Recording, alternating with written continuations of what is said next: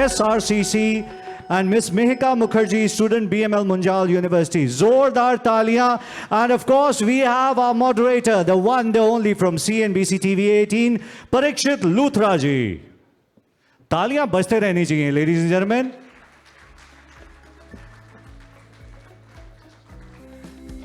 मेरे ख्याल से अभी लोगों को समझ नहीं आया ये बिग डिबेट है तो इस पे जरा गरज के तालियां होनी चाहिए come on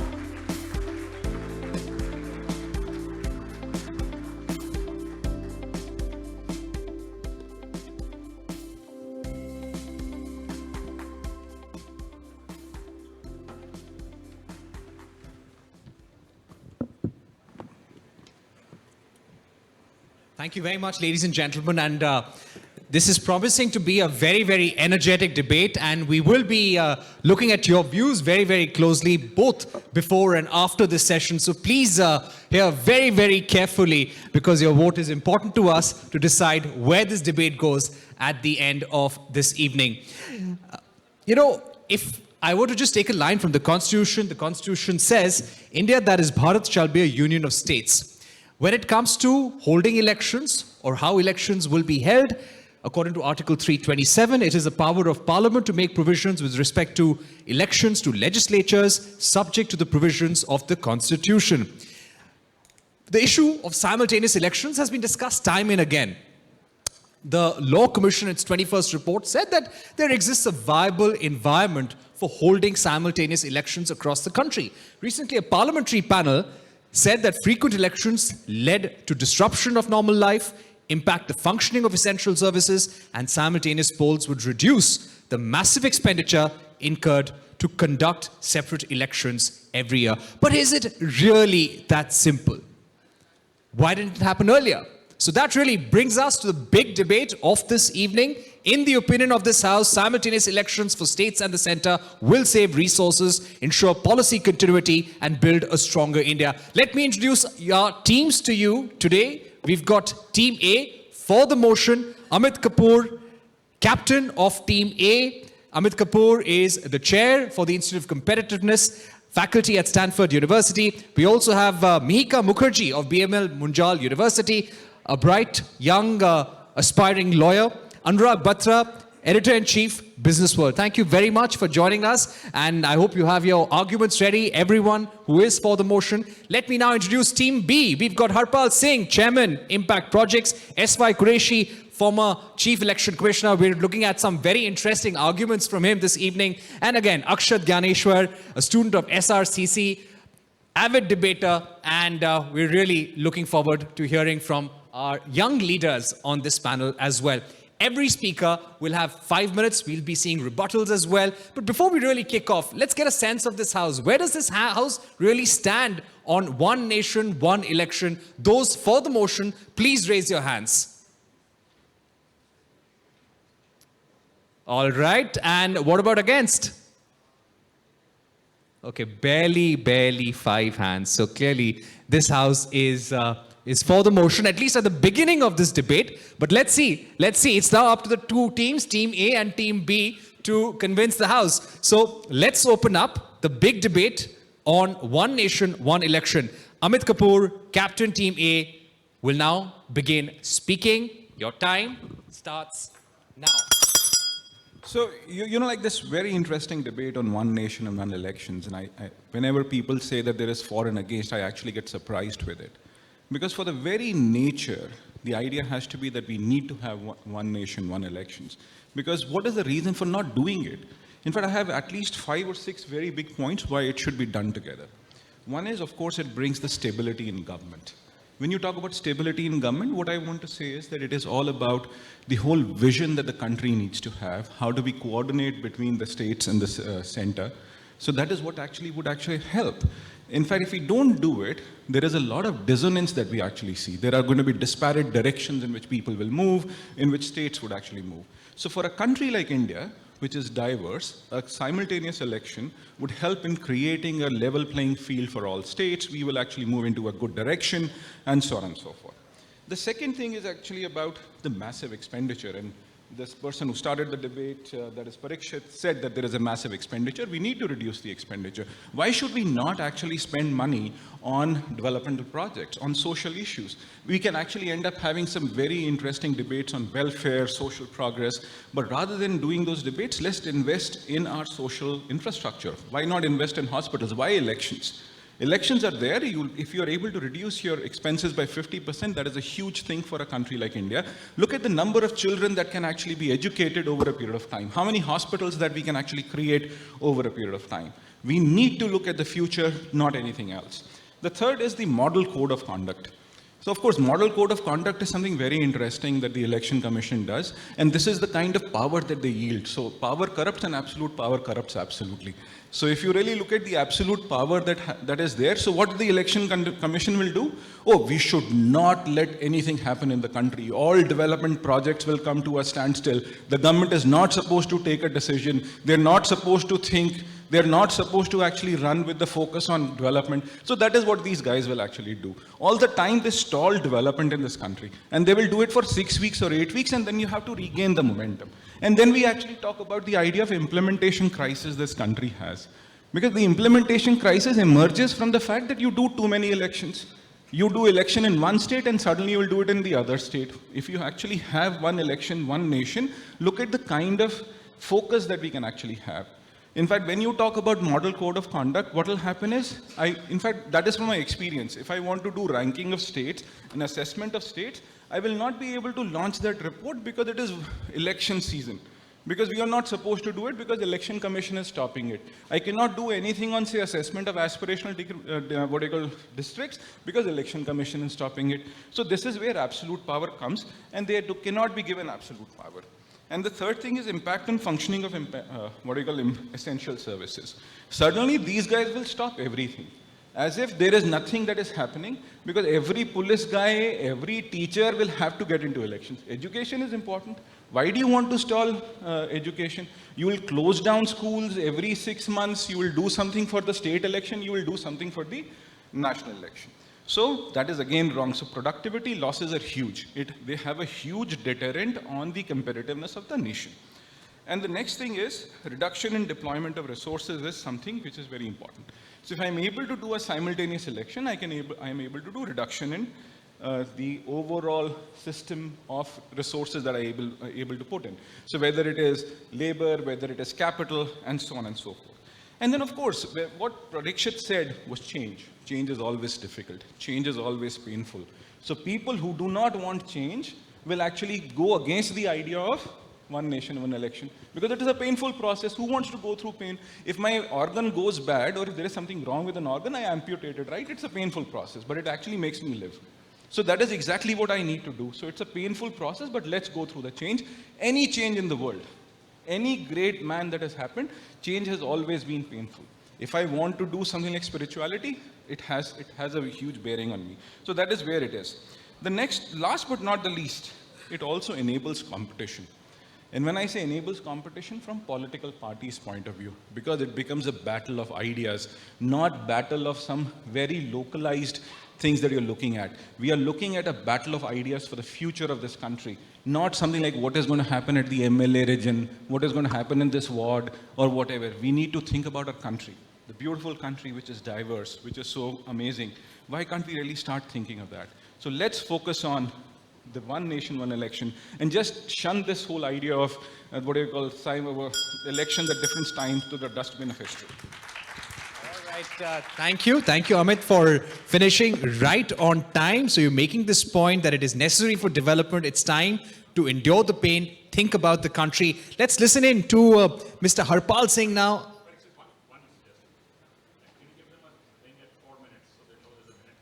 Sure, we'll do that. Mr. Harpal Singh. Yes. Against the motion, over to you. Well, I think one must step back before we actually take up the issue of one nation, one election, or or segregated elections. Actually, what is the purpose of elections? The purpose of elections is to pursue relentlessly the idea of democracy. That is the purpose of elections, to pursue democratic traditions. and a couple of other things which are relevant in our context, which is to pursue federalism, to pursue the idea of this diverse country, that all peoples in this diverse country have a right and an opinion that must be heard.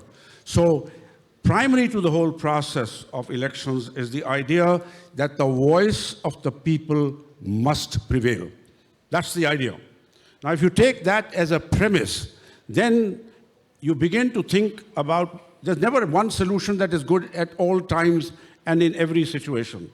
Solutions also, incidentally, are relevant to the time and relevant to the context. If you look what's happening around the world today, whether you take the Americas, whether you take Africa, you take Asia, and you certainly, in many parts of the world, the executive arm is becoming stronger across the world. And in some senses, at the cost of the other balancing factors, which is the judiciary and the press. And therefore, anything that you do in such times, beware that you don't do anything that concentrates power. There are two things that I think all countries that are democracies and pursue the ideas of democracy must be concerned about: the concentration of power and about the potential of a circumstance emerging that might actually strengthen the concentration of power. Let me take up the second one first. You can have an extraordinary event, you could have a war, you could have a catastrophic effect like the flood that is affecting our neighboring nation. At that point in time, and should there be an election happening at that point in time, quite rightly, the population should work in favor of supporting governments. In this case would be the executive arm of governments, supporting them to be able to do all the work that is necessary to address that particular challenge. Now, if elections are held at the same time, every likelihood that the body of opinion, just to address that particular idea, would work in concentrating all actions and therefore concentrating power. Now, this incidentally is dangerous in itself, becomes even more dangerous if by any chance it is done with intent. So be careful. On the other hand, if there are national issues, they should be handled when national elections are held. In our case, our parliaments. However, if you don't allow this segregation, you will find a situation where if there is a wave of opinion in one particular direction, all states' issues will get marginalized. Federalism will be adversely affected. And let me say this, if you look at what are the arguments for, which is cost and efficiency and such like, if you actually cost those, they are minuscule in terms of costs when compared to the larger potential wrong that might happen by a concentration of power happening at the same time. Beware, democracies, beware. And most countries of the world, incidentally, do not like the idea of doing them. You can take the US, even though it's a presidential system, but they don't hold all elections at the same time precisely for the same reason. So therefore, I would say strongly, there's no question that we should make some improvements. And I'll just list out 4 or 5 very quickly so that we get the benefits that we want. Election funding must be reduced. It costs too much to have elections. Secondly, the transparency of elections must be brought in, particularly electoral funding. If there's one harm that is affecting our electoral process, is the lack of transparency in the electoral funding. I as a voter, you as a voter, must have the right to know who is funding whom and for what reasons. I think that's extremely important. And we should therefore make sure that funding is happening. Third, my suggestion, please get rid of the idea of defections. Nobody should be allowed to defect. Today, all people get elected on platforms which are largely party platforms. So let's make sure that defections are removed. And finally, as a suggestion, I might say, as a suggestion that maybe we could consider have an election for parliament on 1 year, the second year a group of states, the third year a group of states, a fourth year, so that the uncertainty factor is reduced. And in any case, if defections are denied, you won't have governments falling without reason and creating uncertainty. Finally, I do believe that for democracy, for federalism, for diversity, you must not have single simultaneous elections. All right, concentration of power, not a good idea. Thank you for those remarks, Mr. Harpal Singh. Let's also now go back to our team A for the motion. Let me now get in Mishika Mukherjee. Mihika Mukherjee. A very good evening to everybody present here. I'll just expand on some of the points that my team captain has already made. When we talk about regular elections, there are two facets that are involved: economy of cost and economy of effort. Starting with economy of cost, it has been already noted, and it's actually everybody knows this fact, that in 2014, the general elections itself costed almost, I think, 3,800 crores and above. And very recently, our Minister of Law and Justice has said this in an open forum, that in the last 8 years, we have had almost 50 state legislative assembly elections. And this should give you an idea about how frequent elections have become in India. It's almost like a festival. Furthermore, when you talk about economy of effort, things like cost, things like the impact that actually, for example, teachers, they bear the brunt of becoming poll officers. Schools become converted into polling booth stations. There is a huge impact that is actually on educational institutions. These are important facets of state machinery. Cost and education, they cannot be completely negated. And yes, these might sound like very general arguments, but again, like I mentioned before, these are very crucial factors of a state. These are very important factors of a state machinery. Additionally, the time and efforts of the security forces get diverted, something that we've already spoken about. Again, in a very crucial aspect of state machinery. Elections are a mammoth exercise in India. And having simultaneous elections can firstly ensure that political parties spend less time on focusing on rallies and actually spend more time on making divisive plans that they can ensure development. Elections happen because you want to make sure that firstly parties promise that if they are voted to power, they will ensure development. But if parties are not, if governments are not given enough time to actually focus on developmental policies, what exactly are governments coming into power for? Furthermore, because like I mentioned before, elections have become this festival in India, and parties often spend less time on actually planning for doing work for the community. Furthermore, vote bank politics can actually be curtailed to a large extent. Frequent elections perpetuate caste and religion and communal issues in India, and India as a society is already immensely stratified.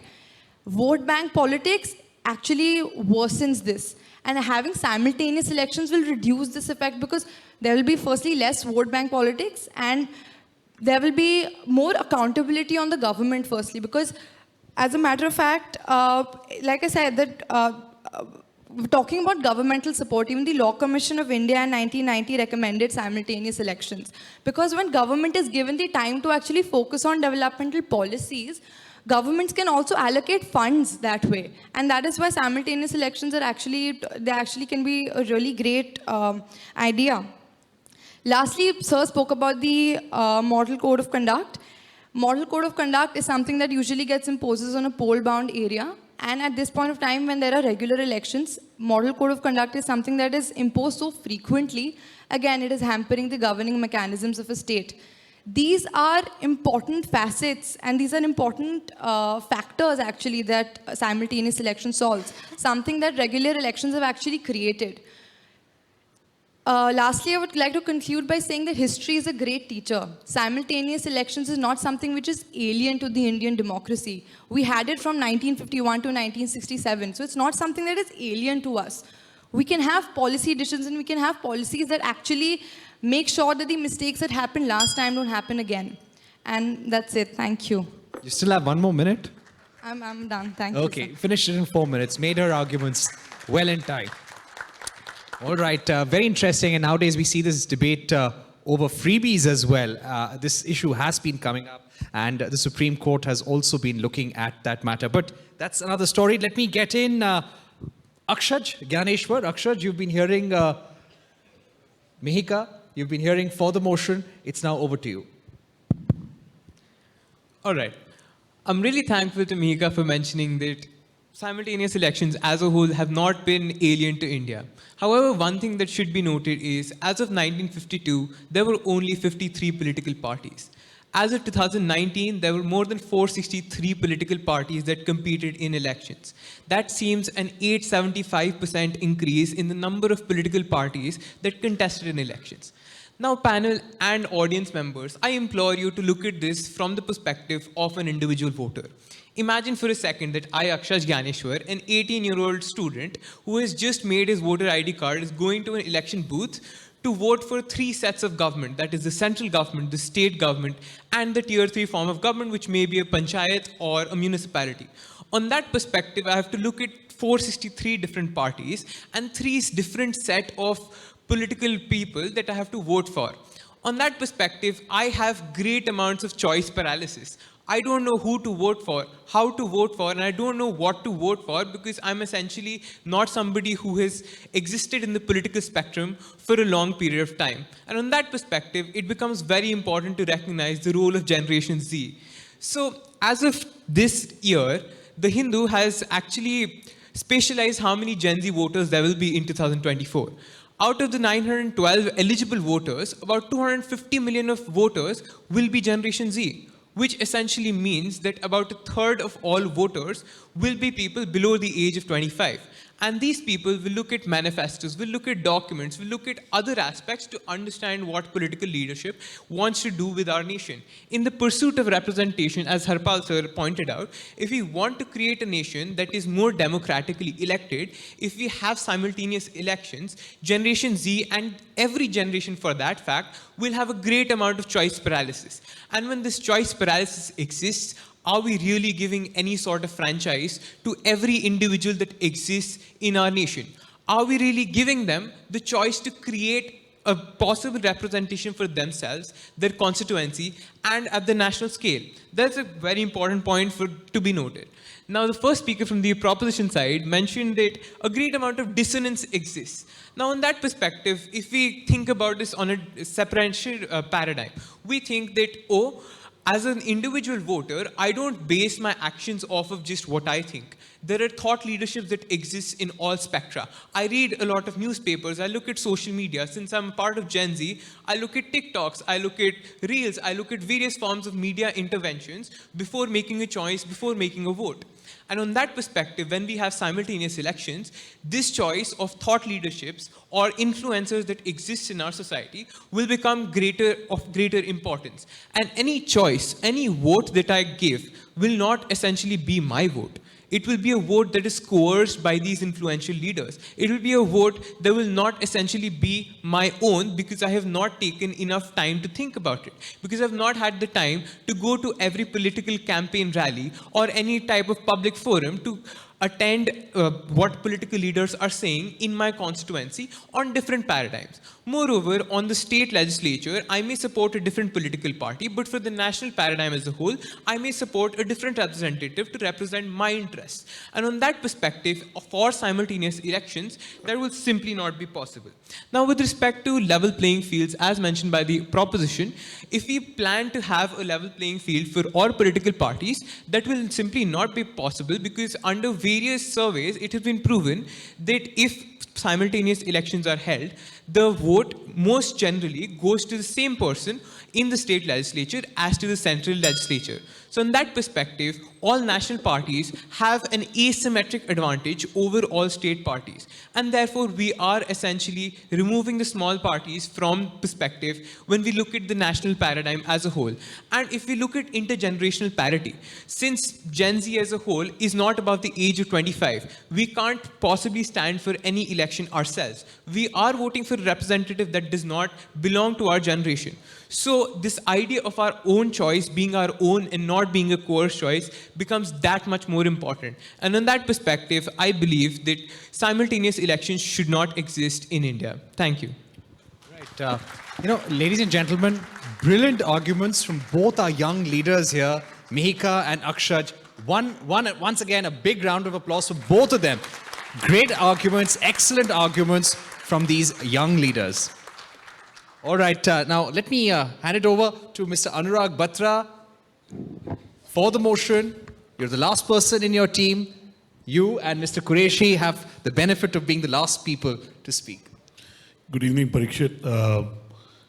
Being the fifth speaker on a topic that the audience is already sold on, I think, and with Dr. Kapoor and Mika making a very compelling case for simultaneous elections, I think I have an easy job. But at the same time, I face the dilemma of being able to speak after four speakers and just before Shri S.Y. Qureshi. And I have the same dilemma that the seventh husband of Elizabeth Taylor faced on the night of the honeymoon. Do you know the dilemma? Or you don't? In the interest of time, let me share the dilemma. On the night of honeymoon, the seventh husband of Elizabeth Taylor said to Elizabeth Taylor, "Darling, I know what I'm supposed to do, but I hope I make it convincing and interesting and entertaining. So I hope whatever I say, I make it relevant." First of all, when we started the debate, Parikshit, you did a vote and you saw that a majority of almost 75% of the audience agrees on simultaneous poll. So let me say that while change is difficult in any space, the fact that a large part of the audience, which is representative of what India is, believes in it, must be doing it on some merit. Second, let me reinforce some of the points that Dr. Kapoor and Mihika, my teammates, made. First, I want to give you some numbers. Some numbers have already been shared. And money is important. When elections happen, there are two spends. One by the state, and there are spends by the parties and individuals. And the spends by individuals are much underreported. I want to tell you that the last election almost cost $500 million in the Lok Sabha election. And the state election almost costs anything between 300 to 400 crores from the state. I'm not counting the money from the parties, which is very minuscule, and a very large money that comes from individuals. So clearly, that money can be utilized for other purposes. Second, Mihika alluded to that point about when elections happen. I think that's the most important. The atmosphere is very charged up. It becomes very polarizing. And it further polarizes a country that is already polarized a lot. And elections, the pitches are queered. We saw it in Bengal elections. We saw it in every other election that happens. So clearly, if you want to maintain the communal harmony and you don't want to add fuel to fire, doing more than 5 to 7 elections a year is literally damaging the fabric of democracy and the fabric of communal harmony. Third point, as Mihika said, simultaneous elections happened in 1951, 52, 53. There have been multiple commissions, including the one in 2018, one in 1991, one in 89, one in 83. So really, the fundamental reason a lot of people believe, and let me debunk the argument that Mr. Harpal Singh gave, is that it will lead to concentration of power. I think there are a lot of assumptions there that a single party will win, but that may not be the scenario. And let me also debunk what my young friend Akshaj said. He said that when simultaneous elections happen, the Gen Z, which is almost 30% of the population that will vote in 2024, may not get chance to be able to review each candidate and make an informed and right decision, and maybe vote differently for different elections that are being held simultaneously.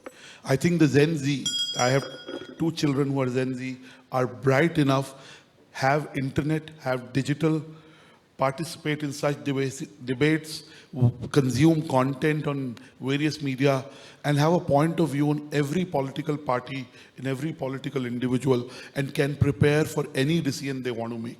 I want to reiterate, if there are 6 reasons why you should support simultaneous election. One, the costs can be deployed for development of the country. Second, the official machinery and the resources can be deployed for education or healthcare or public safety. Third, I think the communal fabric gets damaged during election. Fourth, the development activities come to a halt. Fifth, I think we must experiment. We may go back. If it doesn't work, we have the right to go back. And sixth, last but not the least, I think change brings its positives. Let's experiment with this change and not prejudge the change. Thank you. Right, Mr. Batra, thank you so much for those remarks. And now let's hand it over to Mr. Qureshi, who came with some very clear thoughts on the subject, and somebody who's over the years heard all sides, all lawyers, all political parties, and has some strong views on the subject. Mr. Thank you Qureshi. very much. Ladies and gentlemen, let me first start by letting out a state secret. In the ante-room, all six of us were on one side against the simultaneous election. So the argument which you heard from my three friends were all insincere and contrived. So It was difficult to make these teams. this is sharing of privileged information. I vote against it. Yeah. Now, secondly, you know what you saw, the title of the debate? Are we already not one nation? Have we not become a stronger India with the existing system? So what are we talking about? What is stronger do we mean? We are on the verge of becoming a superpower with the existing system, which was chosen by the framers of the Constitution by design. They chose Westminster style of the parliament and the government rather than parliamentary, the presidential style of America. I did not listen to any of my friends because I didn't want to get confused. I've written on the subject many times. I have some fixed ideas. And actually, my argument here is that it is not black or white. There is a gray also. And actually, I'm going to argue for gray. There are many arguments in favor of simultaneous election, some which were made by the Prime Minister, some which were not made by the Prime Minister, which actually were mentioned by the two speakers that side, that beside the prolonged model code of conduct, beside the expenditure, the fact that communalism, casteism, corruption and crony capitalism increases just before election, that is another reason for simultaneous election. Despite that, I'm against it. Because India is a big country. Unity in diversity is our abiding identity, the diversity. Would you like India to have only one language, only one religion, only one political party? Is that the democracy we are looking for? Certainly not. The beauty of our country is unity in diversity. We are a commonwealth in itself. We are 90 countries rolled into one, and we have been functioning beautifully. So why do we want to extinguish that identity? Now, what are the reasons again? First of all, the concept that model code paralyzes everything is absolutely wrong, with all the emphasis. Why? Because all that the model code of conduct says that you will not make any new announcement for economic announcement to seduce the voters. So why is it that all the bright ideas for new development schemes come to the minister's mind only 1 month before the election? They want to do it just 1 month before the election. Why are they sleeping for 4 years and 11 months? So therefore, to say, now, be very clear, all that we stop is new scheme. And very clearly we say that every ongoing existing program must continue. And in case of a natural calamity, even a new scheme is allowed, blanket. And now the work comes to a standstill, machinery comes to a standstill, teachers. Now, schools are, in any case, election day is a holiday. So you're not taking away teacher on a working day. That is the teacher's holiday. And, you know, one MP from BJD, Mr. Mehta, once said that we have to ask the people, what is it that they want? They want frequent elections. The people are not the people in this room. The people are in the villages. The only importance they ever get is the right to vote. That is the time when an MP and MLA comes and does namaste to them. And if they have to come repeatedly, it increases their accountability. That's important.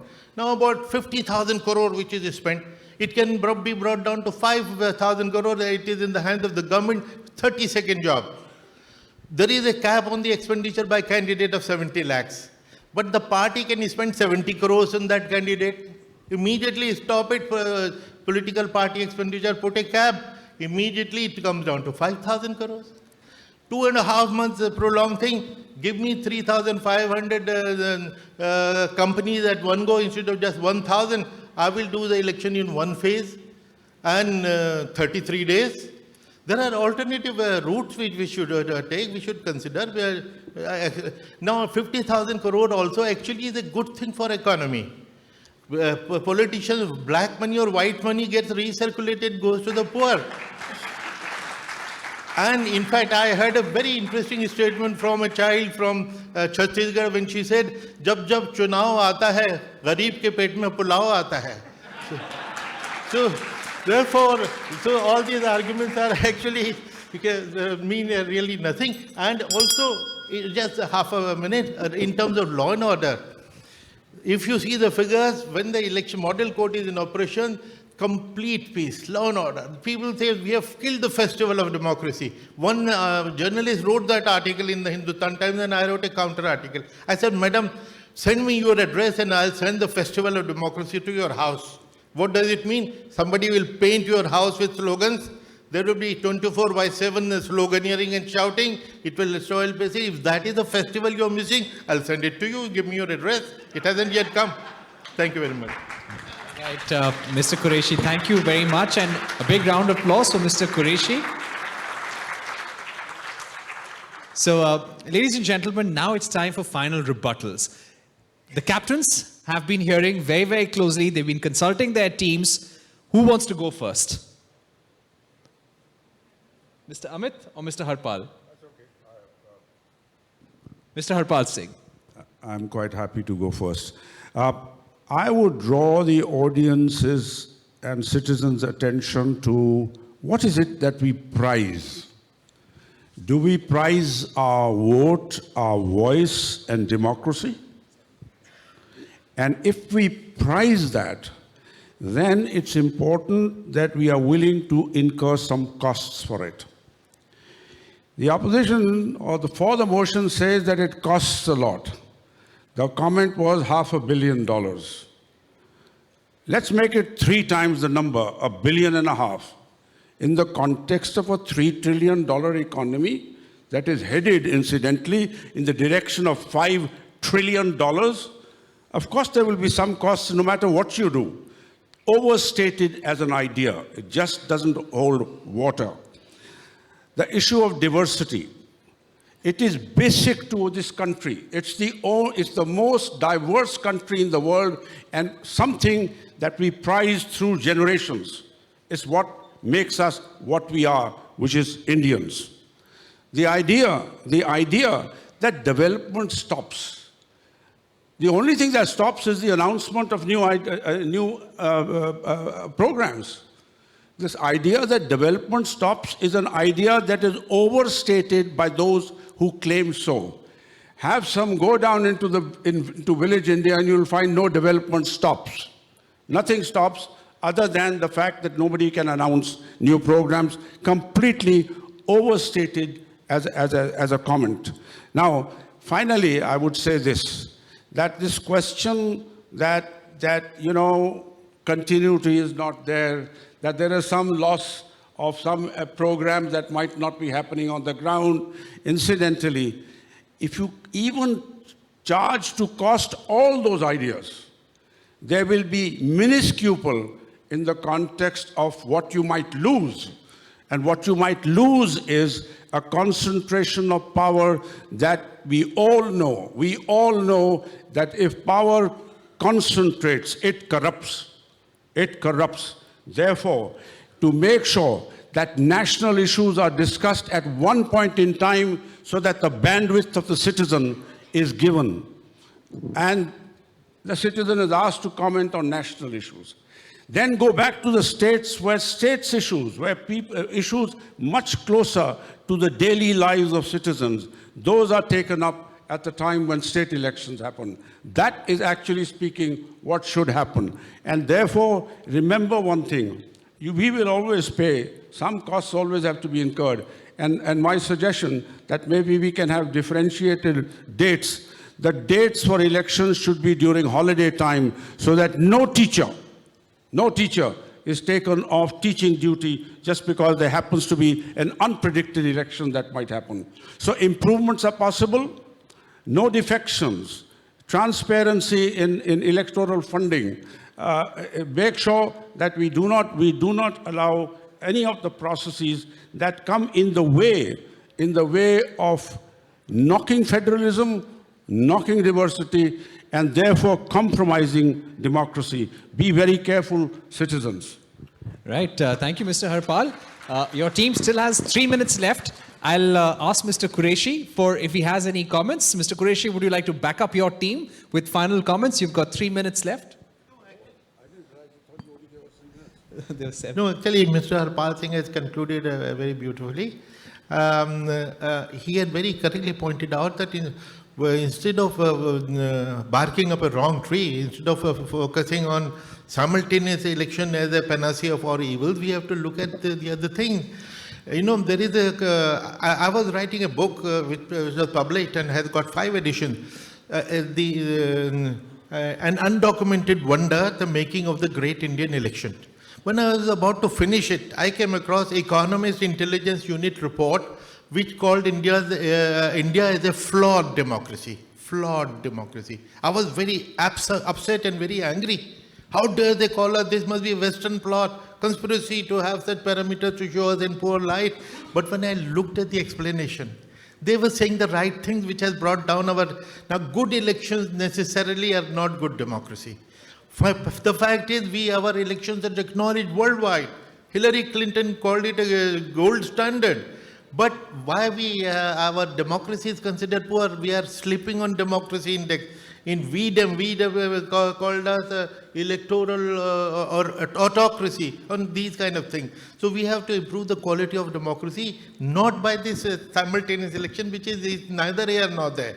It is good in many ways, very bad in many others. But we have to, what about criminalization politics? 43% of our MPs have criminal record by their own affidavit, including rape, dacoity, murder, kidnapping. And it has gone up from 24% in 2004 to 43% in the current election. No, those are the things we should look at if we want to improve our democracy, not something which actually is not of great significance. And you will notice, if it was feasible, our Prime Minister, who is the strongest Prime Minister in the world, would have done it already. He's been talking about for 7 years, and he says he wants a national debate. He's not thrusting it down the throat of the nation. He has asked for a debate. Debate is going on, and debate has not led us to a simultaneous election, and which is why the existing system needs to improve, as Mr. Harpal Singh said, and there are lots of... There are 51 proposals for electoral reform pending with the government, which we have been sending for the last 25 years. Have a look at that. Just do something about it and things will improve. We want the largest democracy to become the greatest democracy on the planet, and it is possible. All right. Thank you very much, Team B. And Mr. Kapoor here has been consulting his team. He's been jotting down arguments, preparing all the ammunition. So I'm going to hand it over to him. Fire ahead. You've got a tough job ahead, countering some big arguments coming from Team B.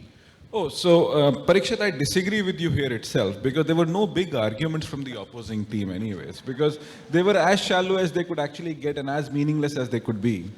Because they were emotional rants than anything else, not basis of anything on data, because it was fear-mongering. And the fear-mongering was, oh, you will have a dictatorship, you will have you have a democracy which is flawed. You're looking at some information which is giving me no insights. So when you actually say flawed democracy, what does it mean? What is the definition? I can create a definition. I'm an academic, and we can create definitions which can actually make everybody happy. So we should not look at that. And we should stop emotional rants. And I will also put my arguments on 3 basic things. So there were 3 speakers, and I would like to rebut all 3 of them. So when Harpal ji said that pursue the idea of democracy, what on earth are you thinking when you say that simultaneous elections will actually kill the idea of democracy? It only strengthens the idea of democracy, bhaiya. It actually gives me the choice. It actually enables me to make a choice at that same point in time. So the opinion is going to be heard, and it is heard well. It is just not creating that cacophony of noise and confusion that actually happens when you talk about elections that are happening all the time. And the newspaper reams are going to get floated with it, and so on and so forth. In fact, what actually gets exposed is that whole idea of what you would call as the money that you actually pick up in a place like Mamata Banerjee's Bengal. There are some 1,000 crores that actually come out. And then, of course, when you talk about consistent direction, of course, when you talk about how on earth can you say that when you have elections which are not simultaneous, you will lose direction? No, you have consistent direction when you actually have the one democracy, one election per se itself. So that consistent direction is also there. So their arguments are in our favor, not against us itself. In fact, whatever they've argued is actually supporting our cause rather than actually doing anything else. So they have spoken for us, and thanks a lot the team out there on the other side. The other thing that they've actually said is something on concentration of power. How on earth are you thinking of concentration of power? Where is the concentration of power happening? In fact, that is actually a fear-mongering exercise in itself. Potential harm might happen. Now that is might happen. Might is actually a very, very big assumption. Assumption means what? Making ass of you and me. Making a fool of ourselves. So stop making assumptions, grow up, and let's move ahead, and let's fight for the change that is actually required. If US doesn't do it, why should we not do it? How on earth are you thinking that US is the most perfect democracy? If US does not do it, so it is like saying the white man does not shit, so you should not shit. Come on, it is not supposed to be like that, right? So can you actually get away from the white man's burden? So that is one other thing. And then I'm actually surprised at the kind of arguments that Akshaj made. He was demeaning his Generation Z itself. My Generation Z cannot think, Arey, you are the smartest generation this planet has ever seen. You are inundated with information. You know how to make information and turn it into knowledge. So I am actually surprised that he's demeaning Generation Z itself. In fact, please grow up, my friend, and start thinking that Generation Z is smart. You are a smart bum. Don't demean yourself. You can actually go through all the information that is required, and that is to be take it forward.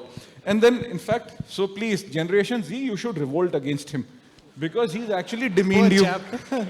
And now, there is another thing that you are really talking about, political parties' inability to look at data does not mean we drop it. So, you know, like when you talk about, there are some arguments that are making, he's talking about that you need to drop the generation and etc. And then, of course, there was one very interesting argument by Mr. Qureshi. He says, fixed ideas.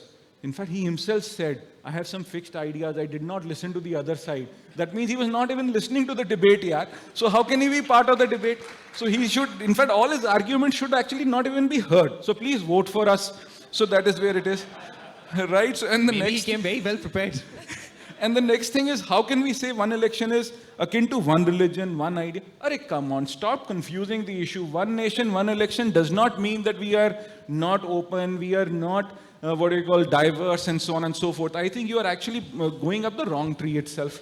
Because one nation, one election does not talk about anything to do with our diversity. We are diverse and we will remain diverse. And that is the beauty of this country. What we are saying is, let's have a common vision that we need to look at. And holidays, he's talking about how many holidays do you want to give? This country has the highest number of public holidays. Please stop giving it any longer. Let's not vouch for that whole idea of holidays forever. Right? So let's change that. And then, of course, let's stop those emotional overtones that you've actually said. Let's stop fear-mongering. India is actually on a developmental path wherein we need one election, one nation, and we need to go together and walk towards the greatness that we can actually get into. So this idea, please let it go into the dustbin of history. Ignore them. They have not made anything which was, or made an argument which is even close to meaningful. Please, over to my other teammates, please. One second. No, sir. No, you can't do it. One line. No. Hey, Mr. Kapoor, you spoke brilliantly. But now tell the truth. All right, that was classified information which has now come out. Remember, I must say, and you know, we must give a big round of applause to all our panelists. They've all been a great sport. They all came with their own convictions, and in the holding room, we had our own conversations, chit chat. And somehow they all agreed to be on either side of the topic, but a big round of applause for all of them. Yes, finally, Mehika.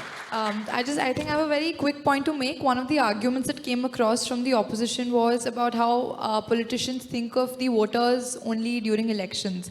And I think that is something which is very sad. And I think that is the sadder element of how what a democracy today actually is, that leaders think of their voters only when they need something from them.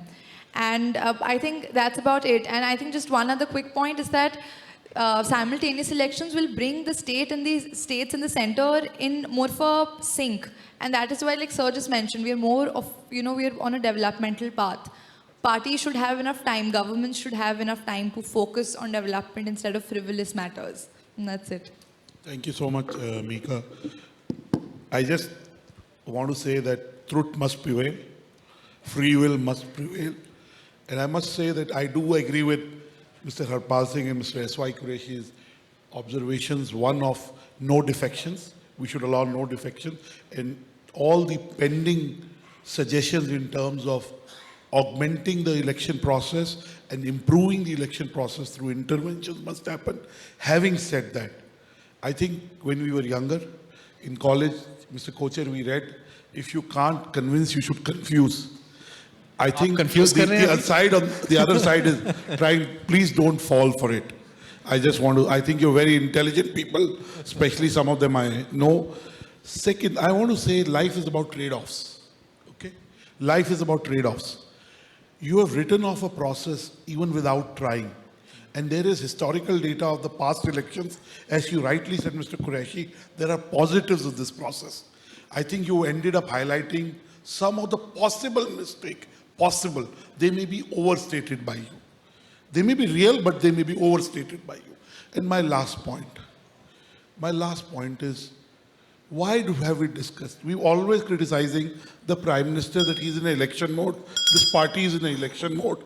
Now, if this is that solution that brings the number of days that the ministers, MPs, and the Prime Minister focuses more on development and governance by doing simultaneous elections, then it is worth experimenting with.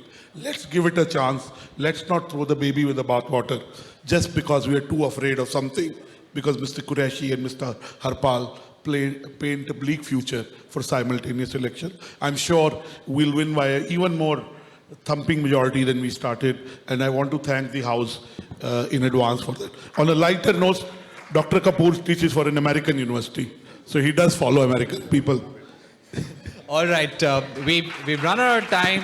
We've gone over as well, made a lot of concessions. A very interesting debate that we've had here. And a credit to our audience. I've been watching everyone in the audience very closely. No one left. No one got up from the house and left. And that really gives a lot of credit to all of you here in the panel. Now let's open it up to one final poll. We'd like you to vote on the big debate. Where do you stand on the topic? In the opinion of this House, simultaneous elections for states and the centre will save resources, ensure policy continuity, and build a stronger India. Do we have our buzzers ready? So they're pretty much over here. We are doing live polling right now, as you can see. Live polling, EVMs. So there you go. I'll still pass on some more.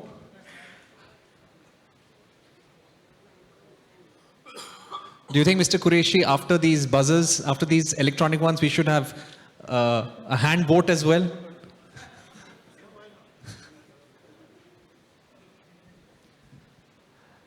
And let's get to see. Once you've made your choice, please press the green button for OK. One nation, one election is the need of our country. A for agree, B for disagree, and C can't say. And first it hit 50-50. Okay, a lot of people. But now It's changing. Are people thinking while voting? Mind bhi change ho raha hai. Okay, 5, 4, 3, 2, 1. So 64.81% agree. It is for the motion, but the results have changed. The results have changed. Exactly. This was because of fear mongering that was going on out here. Mr. Harpal Singh, Mr. Qureshi, and our young SRCC student, you've really made an impact on the audience. There you are. I have to say this. In terms of style, I have to give up to the other side. In terms of style. But I have to say, in terms of substance, they had much more that they could do. So thank you for that. And I just want to make a point, Parikshit, that electronic voting works. Electronic voting works. No hand voting required. So I just wanted to make one last point. This is something very interesting, but I was put into hot water. I was supposed to speak against the motion, but I've spoken for the motion. It was a very interesting exercise. Enjoy it. I must say Thanks that a lot. in my real life, I am on Mr. Qureshi's side. I was telling Mehika that. But for the sake of fun, we did this. Yeah. All right. Thank you very much, ladies and Mr. gentlemen, for Munjal, you joining missed us. a lot of fun. I can tell you that. We had a lot of fun. Okay. So with that being said, let's have a big round of applause for the big debate. Would request Mr. Pranab Bhanage, CEO, Petronas Lubricants India, to kindly grace the stage and present the mementos to our esteemed group of panelists. देखिए तालियां बजते रहनी चाहिए. This is the big debate.